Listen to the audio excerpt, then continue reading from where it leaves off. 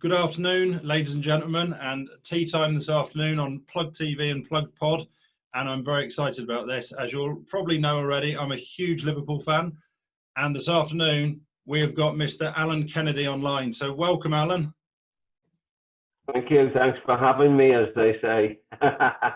Well, first of all, as I say, I'm absolutely beaming from here to here to have one of my, superstars online and just to talk and chew the cud a little bit about your great legacy and your career and obviously what that's done for you as an individual and obviously what you did for us as a club. So thank you. Yeah, it was a long time ago, and I know how old you are now. If you can remember me back in the good old days, the halcyon days of playing for Liverpool, but there were great times, and hopefully there's more great times ahead.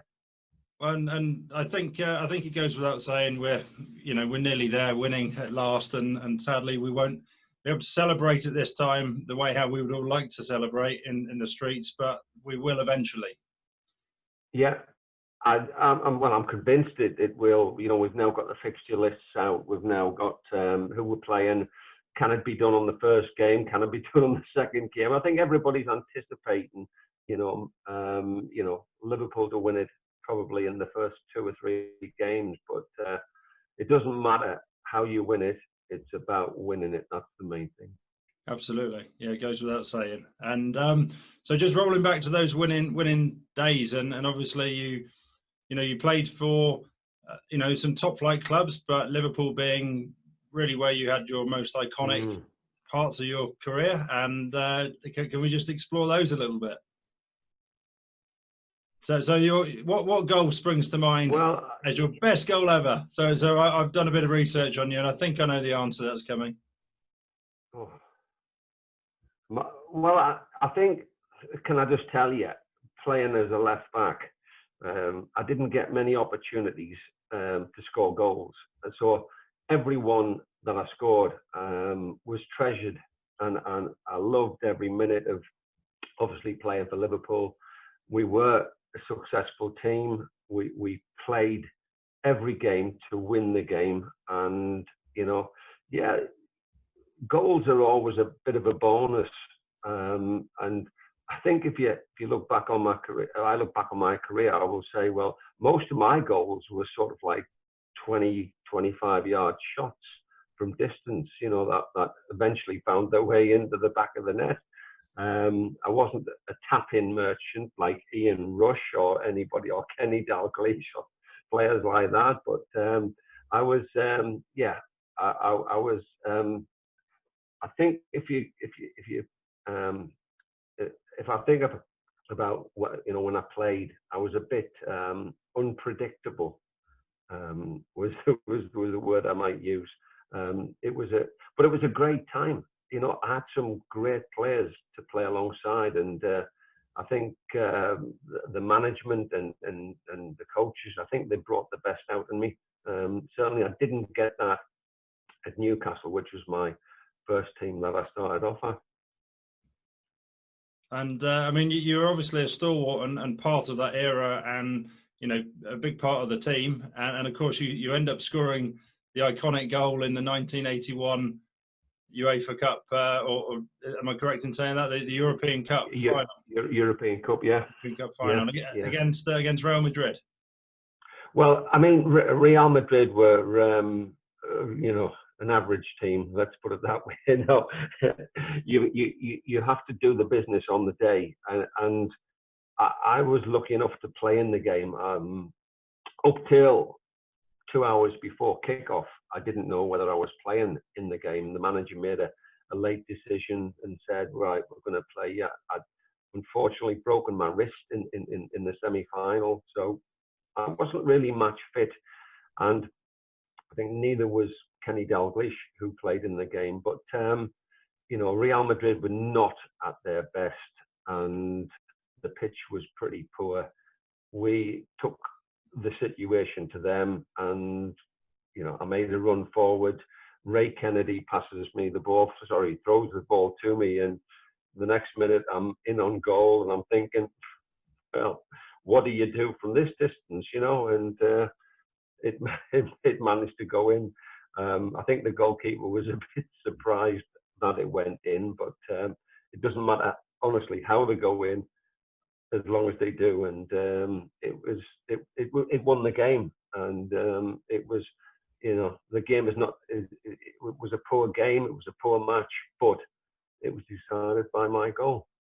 Well, I mean, and that trophy sits very proudly, as I've been to visit it many times in the museum there. So I know I'm obviously chatting with you, which again I'm absolutely humbled to be, and I know every single Liverpool fan out there will be thanking you for that goal. So amazing. Yeah, but I think, I mean, we were, Liverpool had great success before I joined the club. I joined in 1978, and in '77, that, you know, they won the European Cup, I think the first European Cup.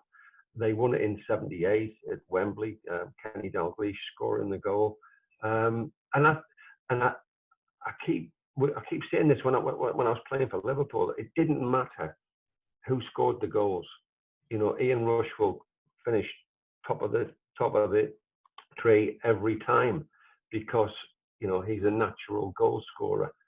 I wasn't, let's say, a natural goal scorer, but if given the opportunity, you have to take it, and that's exactly what I did on several occasions. And the thing about, you know, '81, if we rewind just 3 months, 4 months, I played in the League Cup final, and you know, I was sort of, I think it was it wasn't my first cup final, because my first cup final was for Newcastle United in 1974.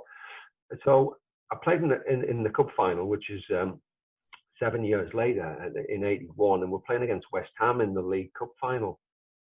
And I actually scored what I thought was the winning goal in the 118th minute of the game. I thought I'd scored the winning goal against West Ham United. Obviously, it was extra time, and then they go and score in the last seconds of the game. They get a penalty and they score to make it one apiece, like, you know. But I actually thought to myself, I thought, you know, well, I'm getting used to this, like scoring in cup finals, you know. And so, but I just enjoyed the football that we played, Liverpool played in particular. No wonder every club in Europe looked to Liverpool to be the best team in Europe. They were, you know, we were just, you know, unbelievable in terms of the attitude, in terms of the quality of football, and of course winning the game. You know, sometimes we were under the cosh for so many minutes of the game, but we come up with a last minute winner through Dalglish or Rush or David Johnson or Souness or, you know, whatever. There was so much quality in the team. It was quite incredible. You know, coming from Newcastle, which I did, I never knew what winning was all about until I came to Liverpool, and I kind of enjoyed it. Well, I think you know, I think if I look back, and you know, I've been challenged in saying, well, you're not a Scouse, you're not from around there, you don't talk like them. Why do you support Liverpool? And I think I look back, and I was born in Leamington Spa, which is a long way from Liverpool. But the reason I supported Liverpool, at the age of 5, my first kit, my mum brought me obviously the Liverpool kit, and my next door neighbour actually at the time was a Scouse lad. So I got caught up quite quickly in the success, and then since then I have been waiting 30 years for us to win this league title, so I can't wait now. So I can't wait. Well, that's right. But can I just say it? For me, once you start winning one, you'll win another, and you'll win another. Now, Liverpool came so close last season to win it, to winning it. They're going to win it this season. Now, once they've won it and they've tasted that euphoria of winning a league title, and you said the first time in 30 years, it's been a long time, you know, in coming. I was fortunate. I came into a team that was at the top at the time, and I was just part of it, like, you know, and I was grateful to be part of it. And when you get that winner's medal, you know, you can't wait. You can't wait for the season to start again. You know, come the end of May, which it was in 1978. You know, I couldn't wait for the season to start again. I wanted to get back into football. I wanted to win things all the time, and that was me, and that was the 10 other players. We wanted to win, and we wanted to win well. We, you know, we had a duty to perform to the best of our ability.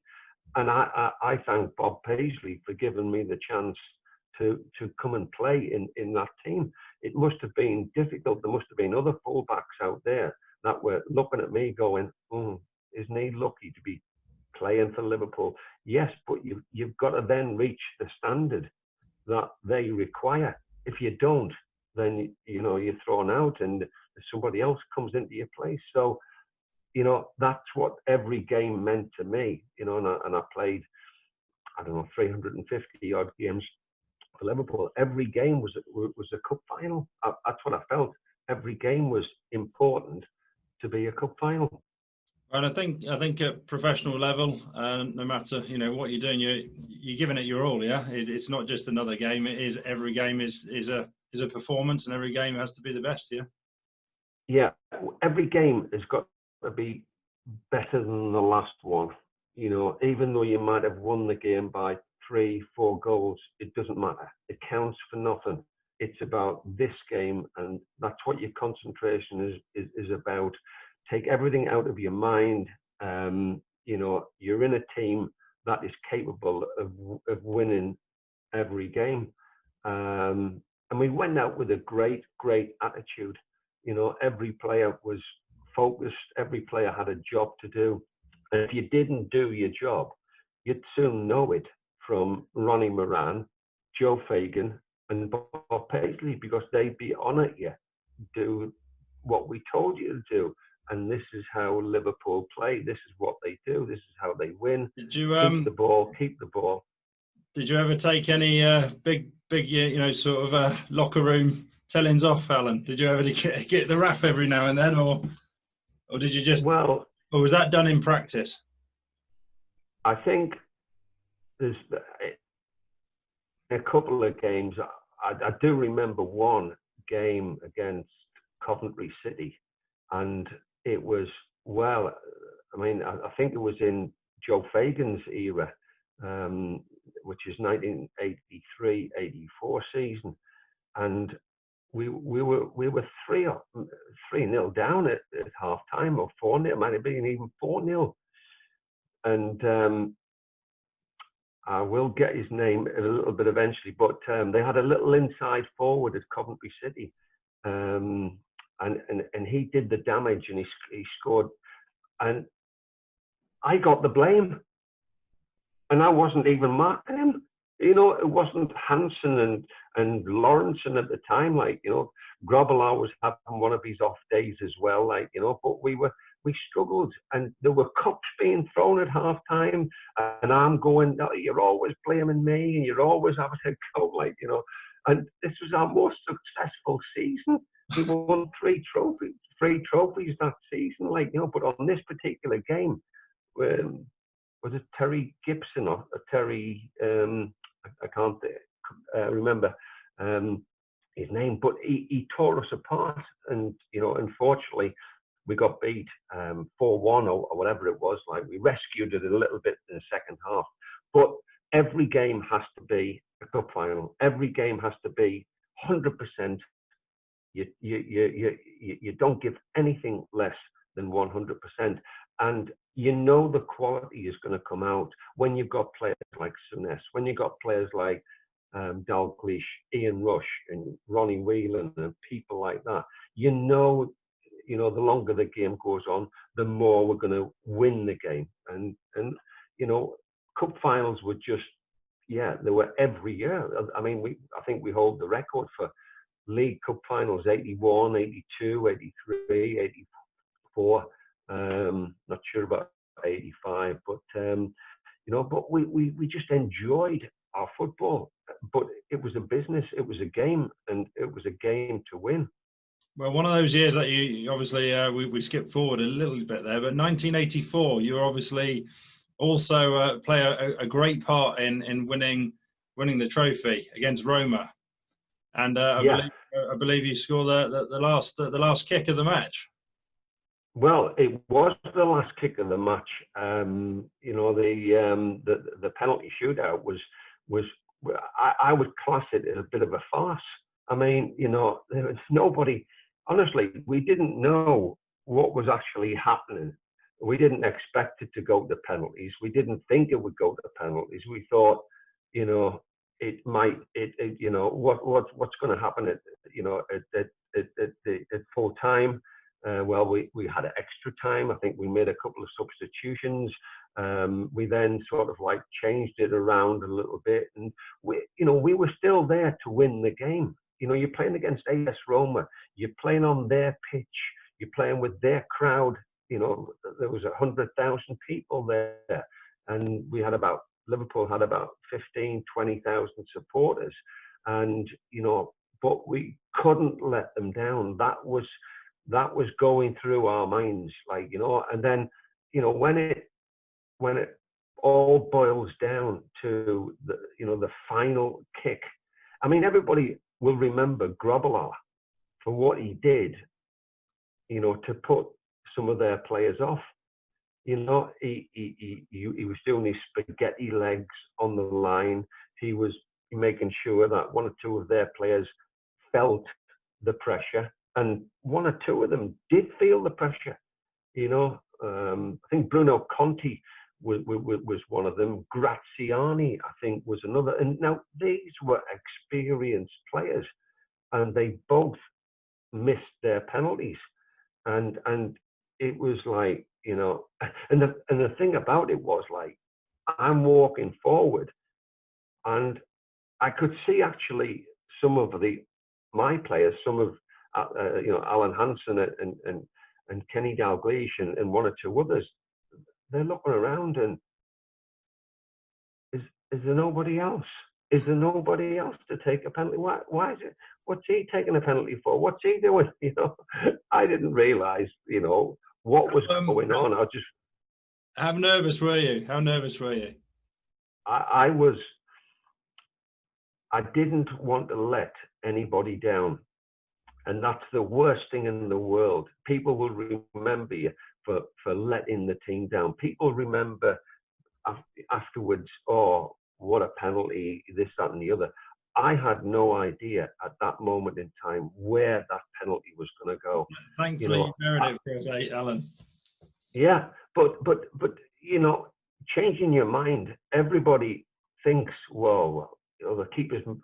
He wants me to go that way. He wants me to hit it. You know, and you think it's very, very much last second. I opened my body up and then, you know, placed it more than anything into the goalkeeper's right-hand side, my left-hand side. And it was the sweetest moment of my life, because when that ball hit the back of the net and, you know, I'm running away and I'm running to all the Liverpool players, it was honestly, it was the greatest moment of my life. And I felt as though it was just a weight off my mind. If I'd missed it, I couldn't have lived with myself. I really, honestly couldn't have lived with myself. I think I would have left Liverpool within a month. I couldn't have faced the people back in Liverpool if I'd missed it. And well, Alan, you know, as I say, I could see the adulation etched on your face there, and I think the viewers and the listeners absolutely can hear that in your voice as well. And I know that's obviously a very fond moment which you keep close to your heart, and it just goes to show how cutting sport is, and it is on a knife edge. I mean, if you miss it, you know, you got to live with that, like you say, and something that Gareth Southgate, our England manager, has to, sadly. But I mean, it just goes to show that sport can change in a blink of an eye, and thankfully you came out. You're absolutely right. In the blink of an eye, you know, if you go into the game of golf, you've got a 3-foot putter put a 3-foot putt to actually win, let's say, the championship. Don't I know it? But the pressure you're under, isn't it? It's the pressure, the mental pressure. You've done it so many times. I'd never taken a penalty in my life. You know, I'd never wanted to. I'd never thought I would. You know, and then I find myself thrown into it, and you really, it shakes you up a little bit, like, you know. But I had the added pressure of the team behind me, the manager to the side of me, the fans behind me as well. Like, you know, all the Roma fans were putting me off. They were flashlights, they were cameras and this, that, and the other. They were all putting me off. But you know, I was strong enough and brave enough to go through with it. And you know, I was that greatest moment, without doubt, in my lifetime. You know, to be in that position. You know, somebody to put you in that position, and then you go and do it. Wow, it was fantastic. I loved it. I mean, it takes I can only imagine. I mean, I know what it's like to pick it up on the first tee every time, and we all professionals get a little bit of butterflies, and we focus that energy, and obviously that's why I do what we do. And it takes a lot of courage to get out there and to stand up and take a penalty, and obviously, you know, there is no grey area. It's either in or it's not. It's that's right. And I was fortunate enough to actually speak with Steven Gerrard a few years back now, and he said golf was like taking a penalty. Every shot was like taking a penalty. Is what he said to me. I know he's a big golfer and loves his golf as well. But, I think we're all competitive in our sport. You know, I've just been busy playing tennis, and you know, I'm playing with a good quality standard player, and you know, but I want to give it my best shot. I want to try and win, whether it's golf or whether it's, you know, I'm into walking football at the moment, and the lads will tell you I'm very, very competitive. You know, I'm not saying I don't cheat, I don't do anything like that. I want to win. That's in my head.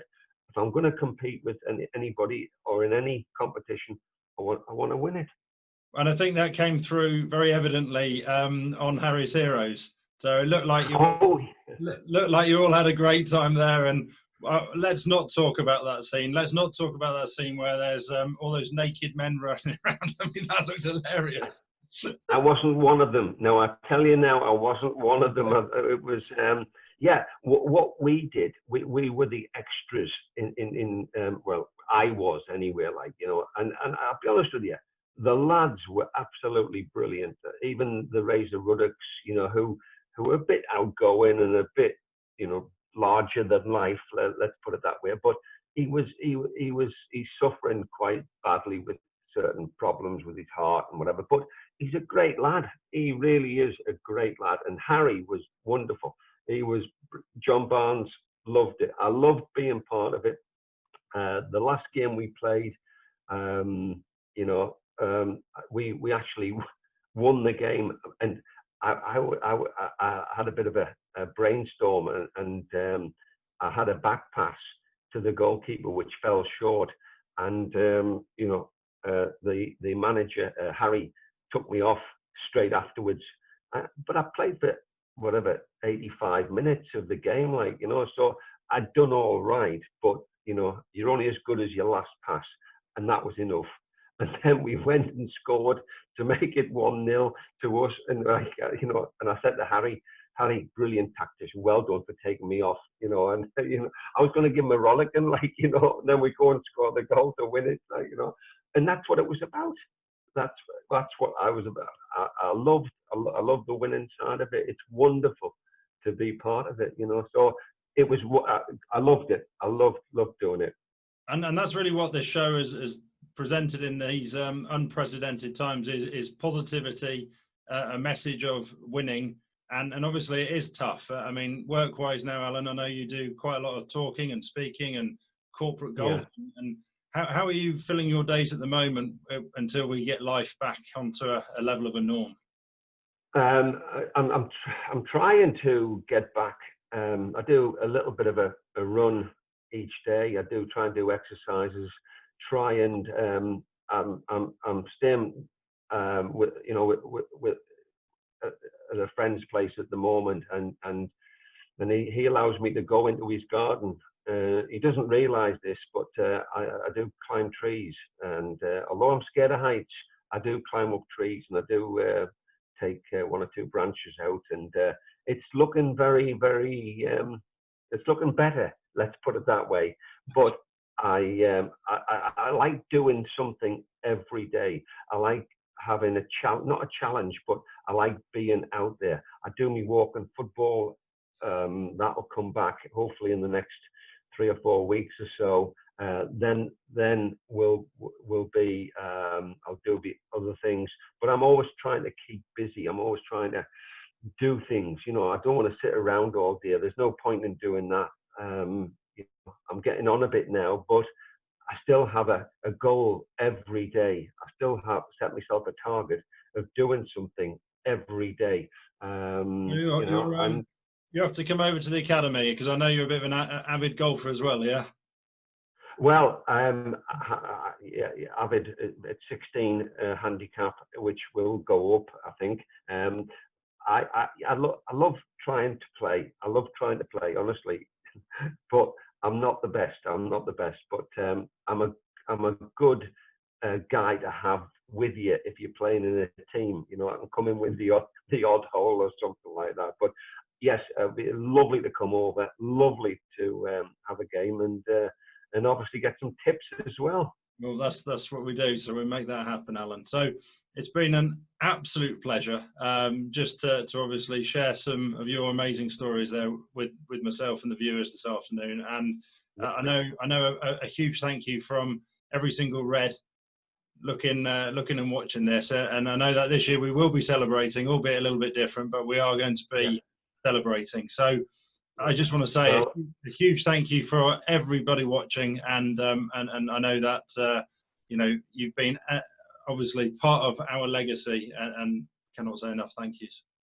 Oh, it's my pleasure. Thanks very much, and hope to see everybody in the near future. It will be nice to get back to normal again. Absolutely. Well, you be careful climbing those trees, and keep the fitness up, and we will see you very, very soon. Take care. Take care. Bye-bye.